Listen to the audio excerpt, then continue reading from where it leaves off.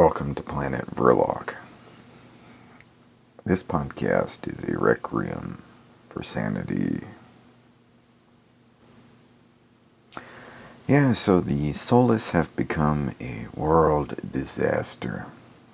The intrusions of foreign powers on private and family order have become so second nature to many humans that we now treat the tyrannical dictum of the television, their universities and political propaganda as a requiem for God. What must be renewed is what is good. Sounds a little odd coming from here, Dr. Von Vrilock, yeah? Well, let me read you a couple of posts.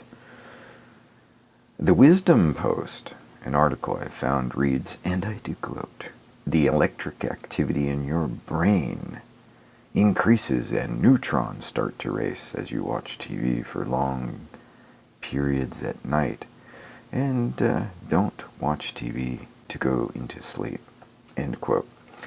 Yes, I've observed this to be true for some people I know, and in some ways not so for some other people that I know personally. I might watch TV, maybe a TV program once or twice a month. Some of my relatives watch more frequently, and we all think in different ways, which is evident. And it may be possible to draw a correlation to our habits being different as well. All walks of life. An article from The Guardian states, and I do quote again, "A new study reveals the terrifying truth that too much television lowers your volume of gray matter. But TV is the defining art form of our age, so I refuse to quit." End quote. Yep, let's go kill us some more gray matter and squeeze that useless material out of our brains. No, but seriously, here's another quote from the aforementioned article, and I do quote, "Examining the viewing habits of 599 American adults between 1990 and 2011, it's quite a stretch there, Doherty found that those who watched an above-average amount of television showed reduced volume in their frontal cortex." Okay, end quote. Well, listen. I'll just cut to the chase here. Those of you practicing psionics may want to run through your mind what I've just read to you. The frontal lobe, know you this, consequently, is, as a matter of course, very important. Hell, it's imperative to our work in psionics. You don't want to damage that part of your brain. You don't want less gray matter there. You want more. What else is going on in the world? Bad influence in politics. Yeah. People get upset if you disagree with the news that they are glued to on TV. This is maybe the beginning signs of narcissism or denial. But I've noticed, personally, that a lot more people today seem real uptight about what they believe or want to believe, even if they know it's quite a stretch from the truth. Which brings me to my next point here. A point on undermining objective reality. Oh, we've seen that on both sides of the fence now, haven't we? Unsettled science or political manipulation? Question mark. Every candidate running against your favorite guy or gal is part of the dark brotherhood of Saturn, or knee-deep in the child trafficking ring, or part of the deep state, yada yada. And I mean, come on, right? Then again, maybe they are. Hysteria. Well, alright.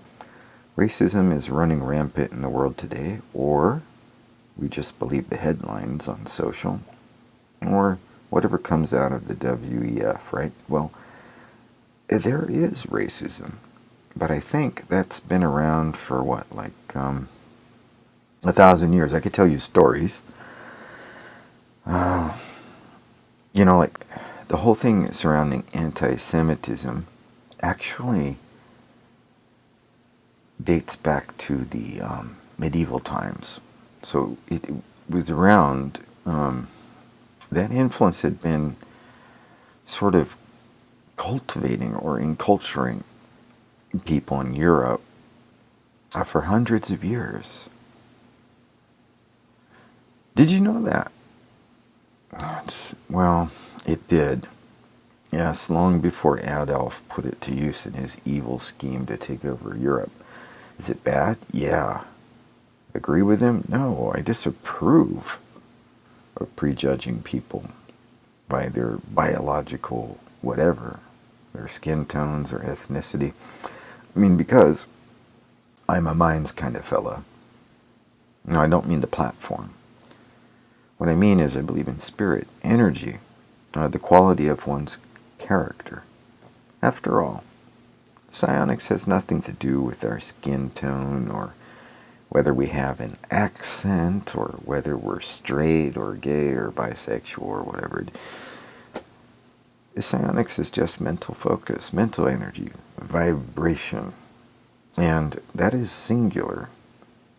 Or I should say that is the singular law which gave birth to the entire universe. I'm talking about the universe being made from and of mind stuff, for lack of better terms here.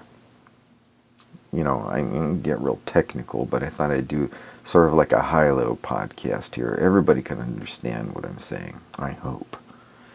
You know, I've thought about where we're all coming together at, this sort of crossroads in the world today. And it leads me to a simple realization, really. We've got way too much information at our fingertips, in our ears, in our eyes, on our screens, smartphones, your smart watches. The internet fundamentally transformed how we perceive the world, both for good and then, well, not so good outcomes. I mean, firstly, the amount of time we spend linked up to whatever newsfeed or outlet of information is changing what is important to us in our daily lives, if not hourly. For instance, you may feel sympathy or even compassion for the annual floods in Bangladesh, but you don't live there, maybe. Maybe you don't. Whatever Greta Thunberg says becomes important to a huge following of people, and usually before we have the opportunity to fact check what is being conveyed in the message.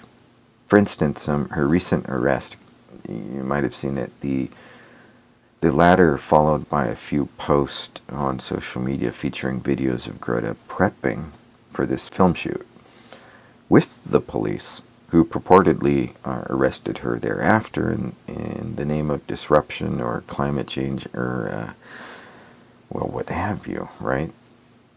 They all look like they're pretty good friends. Just, rehearsing for the final shoot. Makes you wonder, right? So I'm talking about objective reality, while at the same time I'm pointing out narratives, but moreover, I am drawing a conclusion that we have exposure to too much information overload on a daily, if not hourly, basis due to the mobility of internet. Furthermore, this can only get worse with the advent of the so-called Internet of Things, or the IoT, and it's being built into our local and global infrastructures, okay? That's the total interconnectivity of everything. And if you've watched some of the WEF videos, they're talking about having data on everyone who's been vaxxed or not. And it's not a far leap from being microchipped. Are we cattle to be prodded? Where do you stand? Grocery stores tell employees not to stop shoplifters because, well, there is the risk of injury. Now, I don't think in that article that they're concerned about the employee so much as the shoplifter might sue the grocery store business. Kind of makes me wonder how we got from the heyday that my grandparents always talked about. You know, it was a time period in America when families left their front doors unlocked and neighbors frequently dropped in just to say hello, you know, go out to a picnic or invite them for a weekend jig or whatever. A whole lot has changed since then. And you sort of have to, you know, wind the clock backwards and take a look at what has happened. I'll leave that to your discretion. On the larger scale of the world, from a high-level view, one skilled operator might seek to accomplish the impossible in psionics, and yet is through each individual and his family where the most important changes can and should be made. In the living rooms across America, the metaphorical needle reaching down from the rift over the airwaves penetrates every household with a digital screen. Our brains are rewired on social media, nearly as much so in popular cinema and the radio waves. You want to help your family, but your members might have been taken.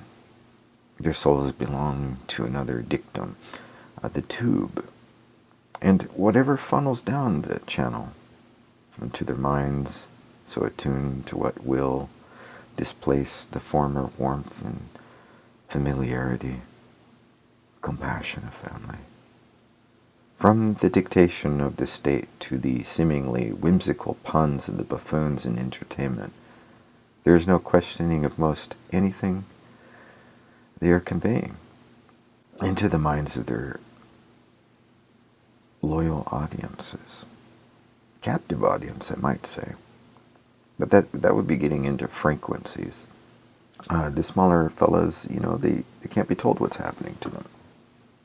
It only exacerbates their clinging to their vices and obsessions, their addiction to what I would call abusive mind control.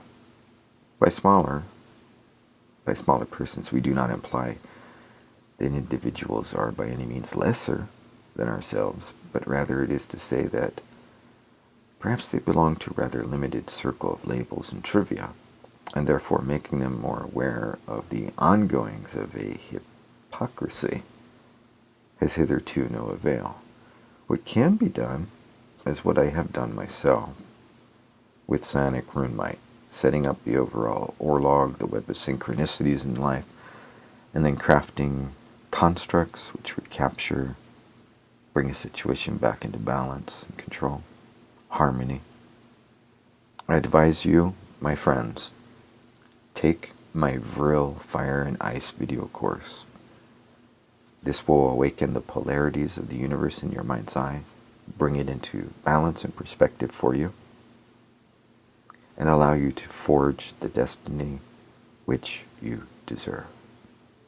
So come and keep the magic high at Vrilock.com/shop with the Vril Fire and Ice course and begin changing your life, bringing balance back into the lives of your loved ones. It's your duty to do so. So get started today. Otherwise, we could sit here talking about the woes of the world, but it all begins with you. So with that, I leave you, my friends. Thank you for listening. This is Dr. Vrilock reminding you to keep the magic high. Vrilock signing out.